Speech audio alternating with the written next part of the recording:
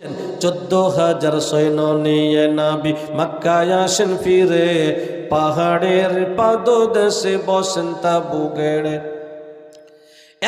একটি মশাল জ্বলে প্রত্যেকেরই হাতে, ডরে কাঁপে কাপের কুল ভাগে নির্জন পথে।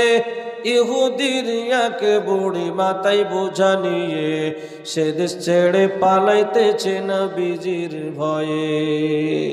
বুড়ির পক্ষে বোঝাটি ছিল বেশি ভারী, আর বারে বারে আছড়কে ওঠে তাড়াতাড়ি।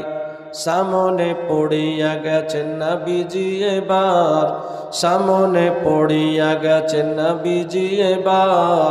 দরদের নবী দেখেন বুড়িমার ব্যাপার, জিজ্ঞাসা করিলেন বুড়িমা কি অবস্থাটি দেখে, তার প্রতি ভক্তিপূর্ণ মায়া মমতা রেখে। বলুন মায়া তো কষ্টে যাইবেন কোথায়, বলুন মায়া তো কষ্টে যাইবেন কোথায়। বোঝাটি দেন মা রেখে আসি সে তাই। উত্তর করিল বুড়ি ওই যুবক মোহাম্মদ, তার জন্যে এতই আমার হয়েছে বিপদ। এসো বাবা ভালো হলো বুঝাটিল মাতে, আর তাড়াতাড়ি চলো বাবা আমায় নিয়ে সাথে। না পাক বুড়ির বুঝা পাক না বিসিরি, বুড়ি মাকে নিয়ে যান হাত খানি ধরে। পৌঁছে দিলেন তার আত্মীয়ার বাড়ি, বুড়ি বলে খুশি হয়ে হাত জোড় করি।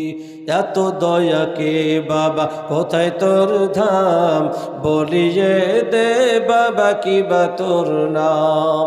হাত ধরে চুমা খায় মাথায় হাত রাখে, হাত ধরে চুমা খাই মাথায় হাত রাখে। আর বারে বারে দোয়া করে নবীজির চাঁদ মুখ দেখে। বিশ্বের বাদশাহী যদি প্রভু তোর দিত, সুখের রাজ্যেতে সবই আনন্দে রহিত। এইভাবে দোয়া করেন বুড়িমা বারবার।